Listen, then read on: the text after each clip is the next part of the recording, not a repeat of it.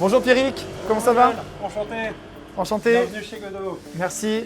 Peut-être que comme moi, il y a quelques mois, tu n'y connais rien. Moi, il y a quelques mois, je n'y connaissais rien et j'ai fait appel à Pierrick parce qu'il m'a été conseillé par un ami pour justement avoir des conseils et savoir dans quel support. Pour revenir sur justement ces fameuses pièces, là, t'as quoi comme prime là-dessus?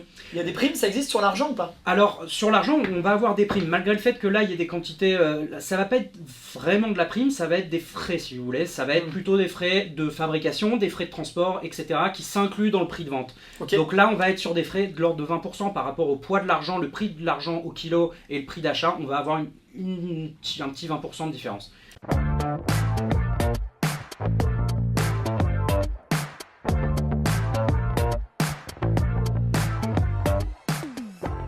Ok, je fais une petite aparté. Il y a 3 ans, je suis allé à la poste, comme tout le monde, et j'ai vu qu'il y avait des pièces à vendre. Ouais. Des pièces de 50 euros, 100 euros, des pièces à l'effigie de Jean-Paul Gaultier. Et à ce moment-là, je me suis dit pourquoi pas en acheter quelques-unes, ça m'a amusé pour être tout à fait honnête, et je me suis aussi dit, en tant qu'investisseur, je me suis dit ça peut pas perdre de valeur, ça peut que en gagner. Je n'y connais rien, hein, donc ne me dites pas, Manuel, est-ce que tu t'y connais en numismatique, c'est-à-dire en collection de monnaie, de pièces, etc. Je n'y connais rien, je me suis simplement dit, encore une fois, avec le bon sens paysan, ça ne peut pas perdre, puisqu'il y a une valeur faciale de 50 euros sur une pièce, par exemple, donc ça ne peut que monter. Est-ce que j'ai eu raison? Est-ce que, question très intéressante, est-ce que cette pièce-là a une grosse prime? C'est-à-dire, est-ce que si on la fond, j'ai pour 50 euros d'argent dedans? À mon avis, non. Est-ce que tu peux nous en dire un peu plus sur ce type de monnaie, de la monnaie de Paris, en fait? Alors, c'est un peu, on va dire, l'inconvénient des produits de la monnaie de Paris, c'est que c'est des produits qu'on va acheter très cher avec peu de matière dedans. Ouais. Donc ça, c'est vrai qu'en termes de placement pur et dur, moi je vais le déconseiller. Pourquoi? Parce que quelque chose qui vaut 10 euros de métal et que vous payez 50 euros, vous payez la façon, vous payez le fait que ce soit marqué Jean-Paul Gaultier dessus. Très franchement, ça va être un marché très réduit, la demande est très très faible. Donc concrètement, vous risquez de perdre. Par contre, c'est un achat plaisir. Ouais. C'est comme de la numismatique, la collection. Disons que vous allez payer, c'est décorrélé du métal. Par contre, il y a le côté rareté, le côté édition limitée, voilà. Mais en termes de placement pur et dur, ça va sortir pour moi de l'investissement. On va être plus sur de la collection. Voilà. En parlant de ça, est-ce que tu peux, tu m'as dit tout à l'heure qu'on pourrait faire le test, donc je me suis acheté un bracelet, donc voilà, je fais pas de pub, mais dans une grande maison. Est-ce qu'on peut aller le tester pour voir un petit peu ce qu'il vaut en or en fait? Bien sûr. Et je vous dirai, restez bien juste après, je vous dirai combien je l'ai payé, et on va voir ensemble quelle est la prime, puisque finalement cette logique de prime elle existe partout. Il y a la valeur du métal qui est dedans, de l'or qui est dedans, puisque c'est un bracelet en or, et il y a la prime de la maison, que je ne citerai pas, mais qui a fait du très bon boulot d'ailleurs, je les félicite. On va voir combien je l'ai payé et si c'était réellement rentable en tant qu'investissement pur et dur. Alors, je le disais, j'ai ici un bracelet en or, donc tu nous disais que c'est de l'or, quel type d'or ça? Sur les bijoux français, on est à 90%, c'est de l'or, ce qu'on appelle 1650 millième, donc 18 carats, tout le monde connaît 18 carats. Et alors pourquoi ils font pas de l'or pur si on est sur des choses précieuses? Tout simplement parce que plus l'or est pur, donc de l'or 24 carats qui est la teneur maximale, est trop malléable. Plus l'or est pur, plus il est malléable. Donc pour des bijoux, le but c'est qu'on puisse pas le tordre. Si l'or était en 24 carats, le bracelet il se tordrait. Donc c'est pour ça qu'on fait un alliage pour le rendre plus résistant, tout simplement. Ok, alors est-ce que tu peux me tester pour voir si je me suis pas fait arnaquer, entre guillemets, bien sûr, en plaisantant, me dire déjà on va vérifier que c'est bien de l'or avec ta machine. Comment s'appelle cette machine? Alors c'est ce qu'on appelle un spectromètre, donc qui analyse avec des rayons la teneur en or de n'importe quel objet en métal. Donc ça peut être d'ailleurs la teneur en or, en argent, n'importe quel métal.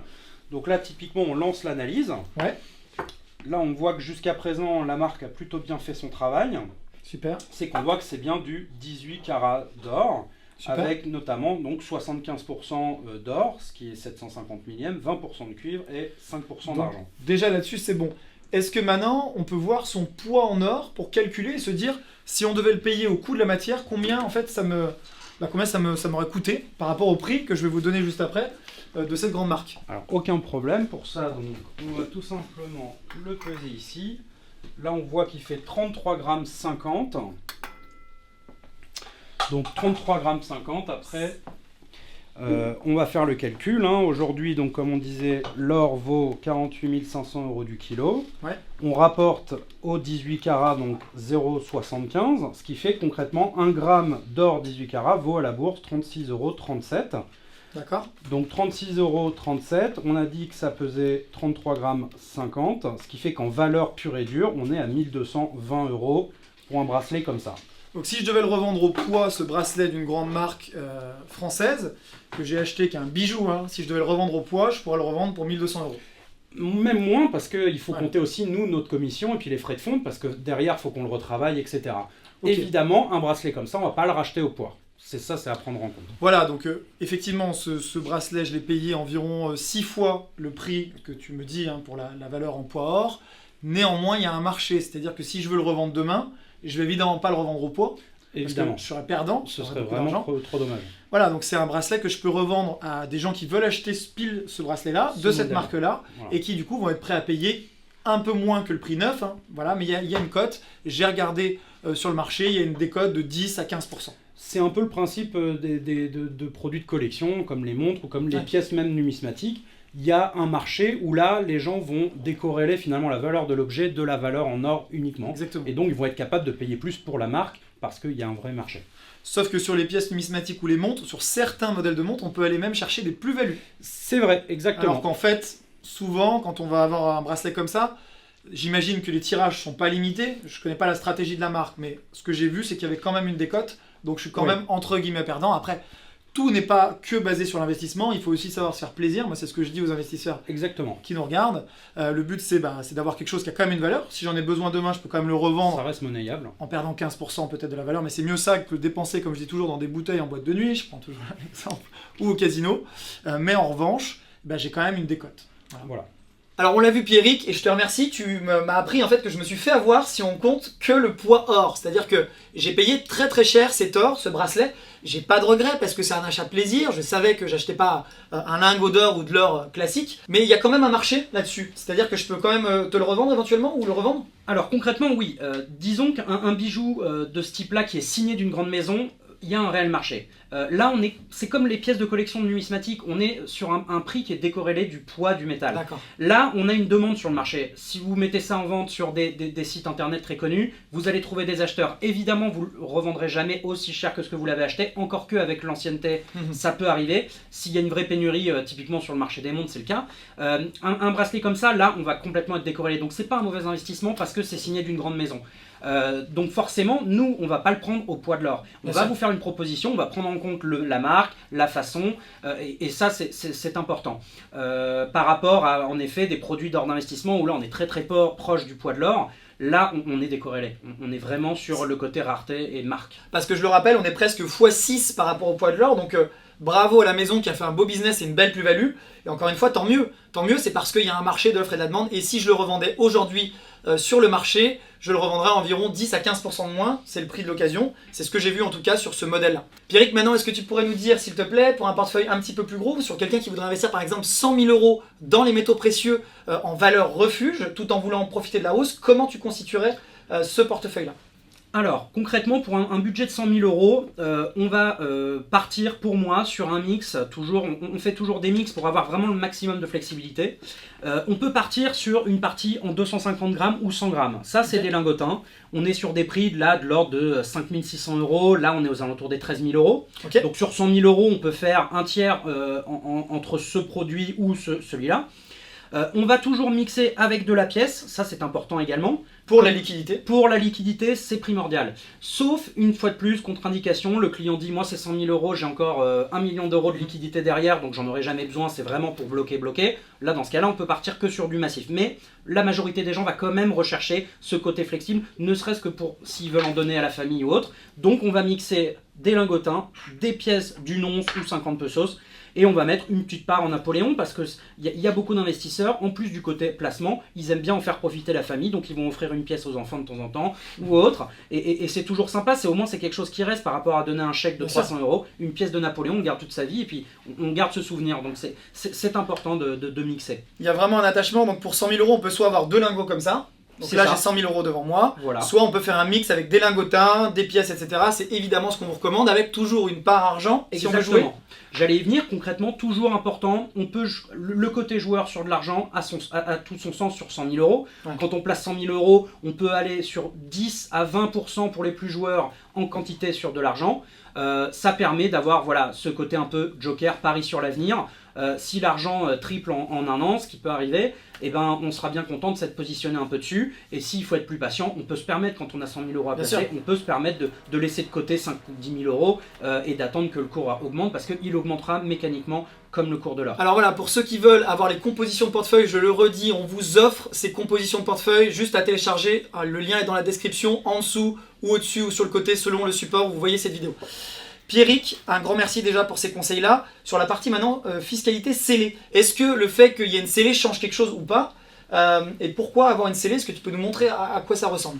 Alors concrètement, le scellé ne va pas avoir d'incidence fiscale, mais c'est une garantie supplémentaire. Concrètement, on va avoir des sachets comme ça, dans lesquels on va mettre les produits qu'on vend, et qu'on va fermer hermétiquement. Ce qui fait que le client, une fois qu'il a ça, c'est une garantie pour lui qu'on reprenne la pièce au cours du jour, en prenant en compte notamment cet effet de prime, et qu'on puisse pas lui dire la pièce elle a été abîmée ou c'est un faux, etc. Nous, il faut savoir qu'on vérifie les produits avant de les mettre sous scellé, donc ce qu'on vend, on le garantit comme étant authentique. Donc typiquement, on met un Napoléon là-dedans. Mais on peut pas l'ouvrir. Le client, faut pas qu'il l'ouvre parce que à la revente, comme ça, on peut pas lui discuter le prix. On reprend le prix du cours du jour et on peut pas mettre de décote. Ça, une garantie vraiment pour le client que la pièce soit authentique. Donc c'est important de conserver ces scellés.